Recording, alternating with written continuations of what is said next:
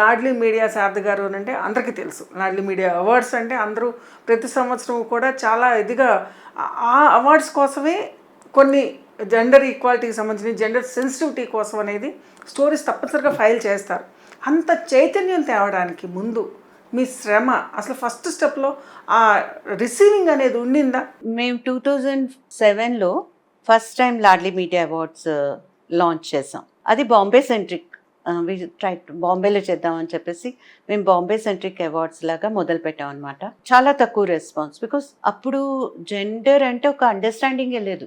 మేము gender sensitive articles పంపిందంటే nail polish ఎలా వేసుకోవాలి, మీ హస్బెండ్ ఎలా కంట్రోల్లో ఉంచుకోవాలి, బ్రెస్ట్ క్యాన్సర్ ఎలా డయాగ్నోస్ చేయాలి, యూనో ఆర్ అలాంటి టైప్ ఆఫ్ మెటీరియలే మాకు ఎంట్రీస్లో వచ్చింది.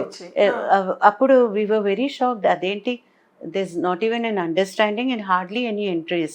So మేము along with media awards we started Ladli fellowships, we started doing large number of training programs for working journalists and for student journalists. We have done regional media లేకపోతే national మీడియాలో కూడా అవే entries వచ్చాయా? Bombay centric award, then we made it into national award. అప్పుడు కూడా అంటే చాలా తక్కువ ఎంట్రీలు, quality was not so good, అంటే ఏదో కొంచెం సూపర్ఫిషియల్ గా రాసినట్టు అలా వచ్చాయి. అంటే మీడియా అనేది ప్రసార మాధ్యమాలు అనేది చైతన్యం పంచడం కోసం, అంటే దాంట్లోనే విమెన్ కి సంబంధించిన ఒక స్పృహ లేకపోవడం, దట్ వాజ్ షాకింగ్. అప్పుడు చాలా మాకు అదేంటి ఇలా ఉంది అని అనిపించింది. తర్వాత మేము maybe hundreds of workshops we have conducted across the country. Srinagar నుంచి తీసుకుంటే మనం కింద every state we have conducted training programmes, workshops. మీకు విమెన్ జర్నలిస్టులు కనిపించారు అసలు ఎక్కడైనా ఆ టైంలో? ఉన్నారు. ఇట్ వాజ్ నాట్ ఒకటేంటి అంటే జెండర్ మీద వర్క్షాప్ అంటే అందరు ఉమెన్ జర్నలిస్ట్నే పంపిస్తారు.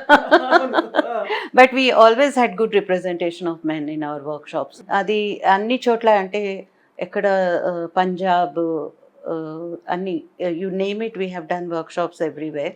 అన్ని కాలేజెస్లో మేము జెండర్ మీడియా కాలేజెస్లో, వెదర్ ఇట్ ఈస్ సింబయాసిస్ లేకపోతే Xavier's, you name it, we have done workshops there. We had done a very big campaign with advertising people. We have done a lot of training programs to the big advertising agencies. చాలా మటుకు మేము దాని మీద చేసాం. Award వస్తుంది అనగా చాలా మంది దాని గురించి రాయడం మొదలు పెట్టారు. Plus training programme, we developed gender guidelines for media persons which we distributed very widely, disseminated widely.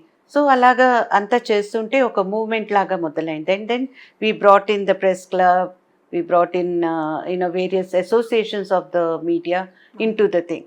And we also for jury process we engaged with the ఎడిటర్స్ని జ్యూరీగా కూర్చోమని. సో అప్పుడు ఒక రకమైన అవుతుంది, అరే మా పేపర్కి రాలేదు, మా పేపర్ నుంచి ఎంట్రీస్ సరిగ్గా రాలేదు. Even otherwise they understood that this is also a way of writing, this is important to write like this. So we had lot of support from the editors and they were taking more articles which were written from gender sensitive perspective. ముందర accept చేసేవారు కాదు, కానీ తర్వాత వాళ్ళంతటి వాళ్ళే encourage చేయడం మొదలు పెట్టారు, అంటే ఒక జెండర్ పర్స్పెక్టివ్ తో రాయండి అని.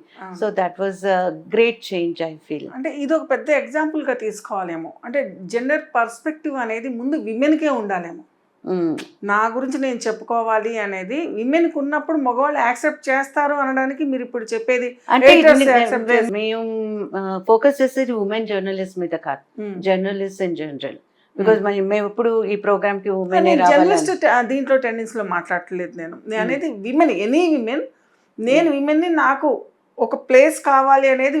ఇది ఒక ఎగ్జాంపుల్, లైవ్ ఎగ్జాంపుల్. ఏంటి అని అంటే విమెన్ జనరల్ సెన్సిటివిటీ పైన ఒక ఆర్టికల్ రాయాలి అని అనుకుని ఉంటే కనుక ఎడిటర్స్ వద్దనే ఉంటే అది ఒక ఇష్యూ అయ్యి ఉండేది. బట్ మీరంటోంది ఎడిటర్స్ యాక్సెప్ట్ చేశారు, తర్వాత దాన్ని ఎంకరేజ్ చేశారు అనేది.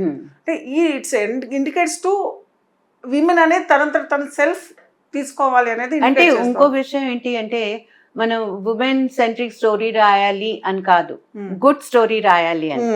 ఓకే, దానిలో మనం ఉమెన్ పర్స్పెక్టివ్, మనం ఏదైనా ఇష్యూని ఎలా చూస్తాం అన్నది ఇంపార్టెంట్. ఫర్ ఇన్స్టెన్స్ వరదలు వచ్చాయి, వానలు వచ్చాయి, అప్పుడు మనం ఏం కంప్లైంట్ చేస్తాం, రాస్తాం report about relief measures, politics, ఎంత డబ్బులు ఎవరు తిన్నారు, ఎక్కడ ఏం హైరాఫైరీ అయింది, వాటన్నిటి గురించి ఎంత నష్టమైంది, ఎన్ని క్రాప్స్ పోయాయి, వాటి మీద రాస్తాం. ఒక జర్నలిస్ట్ వెళ్ళి అయ్యో ఈ పరిస్థితుల్లో మహిళల స్థితి ఏంటి, వాళ్ళ మీద ఎలాంటి అత్యాచారాలు అవుతున్నాయి రిలీఫ్ క్యాంప్స్లో, వాళ్ళకి శానిటరీ ప్యాడ్స్ దొరుకుతున్నాయా, వాళ్ళ పిల్లలకి ప్రెగ్నెంట్ ఉమెన్కి డెలివరీకి వాటికి ఎలాంటి ఇష్యూస్ వాళ్ళు ఫేస్ చేసుకోగలుగుతున్నారు, బ్రెస్ట్ ఫీడింగ్ ఉమెన్కి బట్టలన్నీ పోయిన అన్నీ వెళ్ళిపోయి ఒక బట్టతో మిగిలిన ఆడవాళ్ళకి ఎలాంటి సదుపాయాలు జరుగుతున్నాయి అని రాయడం అనేది ఒక సెన్సిటివిటీ.